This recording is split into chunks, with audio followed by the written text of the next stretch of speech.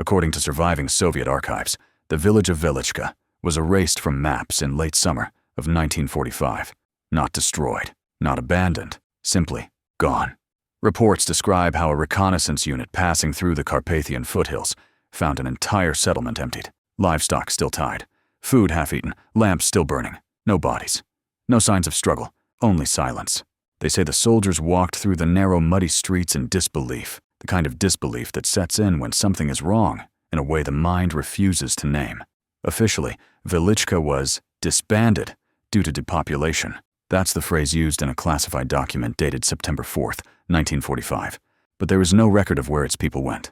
Before it disappeared, Velichka was home to about 312 residents, mostly farmers, woodcutters, and their families. It lay about 15 kilometers north of Przemysl, near the San River, in an area shifting between Soviet and Polish control after the war. Older locals in neighboring villages would later say the people of Velichka were quiet, superstitious, different. Children were told not to wander near its borders after dark. Some claimed that even the German troops avoided it during the occupation. Yet for nearly a century, it was a living place. A wooden church with a green copper roof, 2 wells, a small schoolhouse built in 1928, and a stone cross at the crossroads, half sunk into the soil. In a faded photograph recovered from a family album in nearby Dobromil, taken around 1939, the villagers stand before that cross. There's something oddly uniform in their faces, an expression of weary contentment, maybe even resignation. No one smiles. The last known letter sent from Velichka was dated August 19th, 1945. It was written by a teacher, Marta Holub, to her sister in Lviv. The bells have not rung since St. Elijah's Day. Father Mikhailo says the rope was cut, though I did not hear it happen. The nights are strange now. The wind moves as if through corridors, not across fields, but along invisible walls. People whisper about the forest, about shapes that watch from between the pines. Yesterday, the dogs wouldn't go near the well. Her sister never received another letter. By the time a Soviet patrol arrived on August 30th, the entire village was deserted. Chickens wandered through the empty church. A pot of cabbage soup still simmered on a stove. In the schoolhouse, the clock had stopped at 2:47. A soldier named Private Yegorov, interviewed years later, described it in his diary. The air was heavy, like before a thunderstorm, but the sky was clear. No smell of decay, no insects, no birds, just quiet, and the sound of our own boots on wet wood. We searched every house. In some, the beds were unmade, as if they had just risen moments before. I don't think they ran. I think they left together. In the archives of the Ministry of Internal Affairs, there's a single surviving folder titled Case File 162-B, Velichka, Lviv Oblast. Inside are fragments, a few photographs, a weather report, a short transcript of an interrogation, and a burned corner of a map with a red circle drawn over the village's location. The rest is missing. Officially, the case was closed in October 1946, classified as unresolved disappearance under war conditions. But the silence surrounding it, and the way certain names were redacted, suggests someone didn't want the details to remain public. Some believe the truth was buried with the village itself. Others, that Velichka was erased because of something older than the war.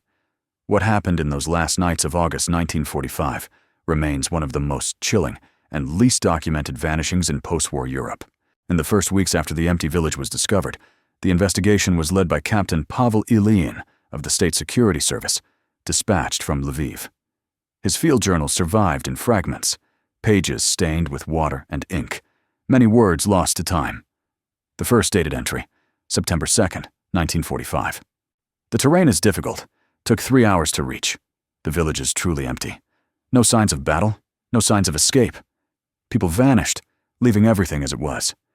In the well, we found several objects, old icons, a copper crucifix, a cloth with a pattern resembling a seal. Sergeant said the air down there is colder than outside. Ordered to record temperature. Then, a gap. The next note is dated September 4th. Locals are afraid to talk. A woman in the neighboring settlement said she saw a fire above the forest in August. Not torches, not bombs, but a steady light, as if the sky itself was burning. Men from Velichka went there, toward the old stones. She said, they sang. But not in our tongue. Officially, no such cult ever existed. Yet, in the archives of Lviv University, an old note by ethnographer Tadeusz Kowalski survives, written before the war. It describes threshold rituals performed in small villages of the sand foothills. Certain communities gather by the so-called boundary stones, ancient boulders carved with circles. Locals believe that on certain nights, the boundary between the living and the departed grows thin. Velichka had such stones in a ravine behind the church. When surveyors examined the site in 1946, they reported that the stones were gone. In the photographs, only scorched outlines remained, as if the rock had been burned out of the soil. Rumors spread quickly. Journalists from Przemysl wrote about a ghost village and the curse of the San. All those articles were later confiscated by order of the NKVD regional office. One soldier's statement, Private Kozlov's, survived in partial form. Found a child's sketchbook in the teacher's house. On the last page, a circle of people holding hands. In the center, a black dot. Underneath, written in a child's handwriting, "So we don't have to hear." That sketchbook later disappeared from the file. In October 1945, deep in the forest, about 4 kilometers from Velichka, soldiers discovered a small chapel that wasn't marked on any map. The door was ajar. Inside, traces of a fire, an animal skull, and symbols on the walls resembling distorted Slavic letters. According to Captain Ilyin, one mark looked like the letter Zich, but elongated and crossed, like a broken cross. "I've seen such signs before," he wrote, in copied documents from the 1920s, found on stones near villages that vanished during the war in the Carpathians. No one could explain them. They said it's an old sign of passage or return. The chapel was burned after inspection. The official report called it a center of superstition. Yet in Ilyin's personal notes, his doubt is clear. The last surviving entry, dated September 9th, reads, "I believe they chose to leave." Or, they were called. Same dreams among all who slept in the village. A circle of stone, children's voices, water flowing upward. Today, blood came from Yegorov's nose for no reason. "We are leaving, requesting the case be closed." After that, there are no further traces of Captain Ilyin in any archive. In 1947, he was listed as missing in action. That was the end of the first investigation. But what was discovered 10 years later, when a road project cut through the old Velichka grounds, reignited the mystery, and began a new chapter of silence. 10 years had passed. Velichka was almost forgotten, erased from maps, reports, even church ledgers. Only a narrow, overgrown trail remained, and a rusted road sign with no name. In the summer of 1955, the Regional Road Authority decided to build a new highway through the area. Workers from the Sambir district arrived in late June, setting up camp about a kilometer from the former village site. At first, everything went as planned, until they began digging the foundation trench. At a depth of about 2 meters, the excavator struck something solid. They assumed it was a stone, but it was a slab. Smooth, circular carvings etched across its surface. The edges were scorched, as if burned. Minutes later, the machine hit a void beneath the slab, a pit filled with wet, black soil. From the report of engineer Leonid Kramarenko, dated June 28th. During excavation, an unidentified structure was uncovered. Depth, approximately 3.5 meters. In the lower layer, fragments of wood, metal hinges, remains of cloth. Noticeable odor of burning, inconsistent with surface soil. Work suspended. Regional office notified. 2 days later, a commission arrived on site. It was led by Lieutenant Colonel Savchuk. According to one worker's recollection, Savchuk was grim, withdrawn, and spoke little. He ordered the pit covered for the night and guards posted around it. By morning, the guards were gone. 3 men vanished without a trace. At the spot where their tent had stood, investigators found only a lantern. The glass melted, the flame long dead. After that, all construction ceased. The area was fenced off with barbed wire. The official explanation cited unstable geological conditions. Months later, that autumn, one member of the commission, geologist Pyotr Trunov, wrote a private letter to a colleague in Kiev. The letter was intercepted by censors and never sent, but it survived in the archives, marked confidential. What we found underground was not a pit. It was a chamber. Stone walls, smooth, carved directly into the rock. In the center, a depression in the shape of a circle, with footprints around it, long and narrow, like those of a child. A shaft in the ceiling let in a single beam of light. On the wall, an inscription. Looked like a prayer, but I didn't recognize the words. One repeated often. Return. After this, Savchuk ordered everything destroyed. He said, They didn't leave. They're waiting. Trunov died 2 months later, officially of pneumonia. The road was never built. The area where it was planned remains labeled on maps as unstable ground. Yet modern satellite imagery shows a faint, perfect circle, nearly 50 meters across, where nothing grows. Some researchers believe that's where the ancient stones once stood, the ones described by Kowalski. Others think it marks the site of the ritual, the one performed on the last night before the disappearance. A local account, recorded in 1972 from an elderly man in a nearby village, adds one final piece. Before the war, a stranger came to them, tall, in a long coat, said he was from Prague, a scholar. Stayed with the priest, always asking about a boundary, the place where the bell cannot be heard. Then he vanished. A year later, they all did. Thus ends the first part of the Velichka case, a disappearance with no witnesses, but traces too deliberate to dismiss. In the archives, it was labeled anomalous resettlement. But decades later, those who ventured near the site described the same thing. The air itself seemed to hum. In the spring of 1956, the main archive of internal affairs in Lviv region received an order. Case number 412/45, destroy. Materials to be transferred to reserve storage. Under this dry phrasing, only 2 names were listed, Lieutenant Colonel Savchuk and Engineer Kramarenko. Both were summoned to Kyiv to report, but never arrived. Officially, accident on the bridge near Korostan. Unofficially, no one ever saw their bodies. From that moment, any mention of Velichka became forbidden. Newspapers that had reported on the vanished village disappeared from archives. Collections of Sielska Zhitia and Narodna Pravda for 1945 were partially withdrawn. Catalog entries remained. Blank cards marked removed from storage. At the end of 1963, a geological survey was conducted on the former Velichka grounds. They planned to develop new mining shafts there. The expedition was led by young geophysicist Alexei Chernov from Kyiv. They arrived in early October for just 3 days, and from the very first evening felt the place did not want anyone to stay. Chernov later recorded in his diary, "As the sun sets, the air thickens, as if heavier. No birds, no insects, even the wind dies. We found the remains of foundations, square stone layouts, but arranged in a circle, as if the village surrounded something central. On the second day, they reached the old well. A measuring cord lowered inside showed a depth of only 3 meters, but when they dropped a stone, no sound of impact. One of the technicians, Borovik, claimed that before dawn he saw light beneath the ground, a soft, pale glow, like someone carrying a lamp underground. Chernov ordered silence. A week after returning to Kyiv, Chernov submitted a report to the Institute of Geophysics. It contained no mention of the well nor the light. But among the soil samples, a small metal fragment was found, thin as foil, yet impossible to bend. Its surface bore tiny incisions, resembling script. 3 months later, Chernov died. Officially, a laboratory accident. Unofficially, the equipment he had been working with was disconnected from power. From 1964 to 1971, the area where Velichka once stood remained restricted. Maps from that period label it Radiation Observation Zone. Yet no records of radiation in the area exist. Journalists attempting access were met with the same answer. No information available.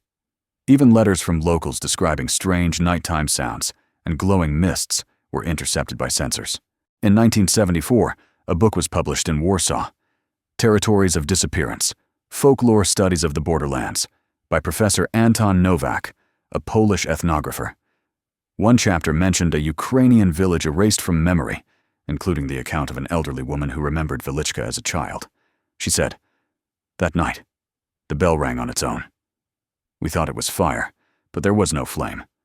People walked to the square, and then silence. I ran into the forest, and by morning nothing remained. No houses, no smoke, no traces." After the book's release, Professor Novak disappeared without a trace. In his hotel room, only his suitcase remained, and a few photographs taken with an old camera. One showed cracked earth in the center, a circle of stones, and at its center, something like a shadow, though no light appears in the image. At the end of 1975, rural road reconstruction began again in Lviv region. Engineers stumbled upon the remains of old foundations and roof tiles, but the ground where the houses once stood was unnaturally hard, almost stone-like. and the grass grew in strange patterns. Local residents, who had previously remained silent, began whispering about glowing figures in the mist and songs at night. The most disturbing part, everyone mentioned the same sensation, like someone is watching from beneath the ground. In 1976, Lviv archivists received a strange document, the old diary of Captain Ilyin, long thought lost. On the last page, he wrote, "If someone reads this, no, they did not leave. Our whole world is their home. Do not search for them in the mountains or forests. They are among us, but we do not hear them. And when the bell rings on its own, it is a sign they are near." Authentication confirmed the diary truly belonged to Ilyin, but its content was so unsettling that the document was locked in a separate safe. In 1980, a team of anthropologists from Kiev visited the Velichka site. They interviewed elders, photographed the area, and examined the soil. What they found could not be explained by ordinary science. The old well remained empty and cold, even in the height of July. The grass grew in a perfect circle about 50 meters across. Small stones scattered on the surface were covered with symbols, resembling those Chernov had seen in 1963. The research documents disappeared within weeks. Official reports stated, results are not to be published. The last eyewitnesses of the disappearance, people living nearby in 1945, had died by the early 1990s. They left only rumors, strange lights in the forest, shadows at dawn, footsteps inaudible to the human ear. The archives of Velichka were permanently closed. Official reports labeled the area an anomalous zone. Even in the 21st century, when satellites surveyed the land, a barren circle remained, at its center, visible only as a shadow, belonging neither to tree nor stone. The truth of Velichka's disappearance remains unknown. Only documents, photographs, and recollections survive, confirming one fact. Something happened. Something that cannot be explained in words. By the mid-1980s, Velichka had completely vanished from maps and government memory. All that remained was an empty clearing, surrounded by forest. Yet locals still recalled how, on dark nights, footsteps could be heard that could not belong to any human. In 1986, a historian, Viktor Doroshenko, gained access to declassified NKVD documents. He wrote in his diary, "All records of Velichka have been destroyed or removed." Yet several pages of Ilyin's diary and fragments of Kramarenko's reports remain. They all say the same thing. The disappearance was planned, not by war, nature, or human fear, but by whom? Unknown. Doroshenko attempted to locate the site, but even satellite imagery provided no clarity. Only a circular patch of land, barren and slightly raised above the surrounding forest, appeared unusual. In 1990, a team of researchers from Kiev went there at night. With them were an experienced cameraman and a meteorologist. At midnight, they noticed a faint glow in the center of the circle. The light was white, almost cold, and came from no known source. The phenomenon seemed to watch them. The wind, appearing still on maps, began to move inside the circle. They recorded the sounds on tape, a low, muffled hum, like a voice, but without words. No official explanation exists. The documents disappeared. Local authorities labeled it a topographical anomaly, the last mention of Velichka in scientific literature. 1994. A geologist's report stated, anomalous magnetic fields and absence of fauna noted in the surveyed circle. Data insufficient for conclusions. Further observation required. Since then, no one has returned.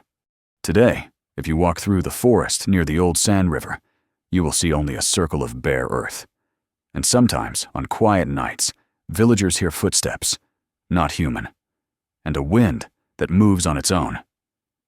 Officially, the village of Velichka never existed, but documents, letters, photographs, and eyewitness accounts confirm it did exist, and something remains there forever.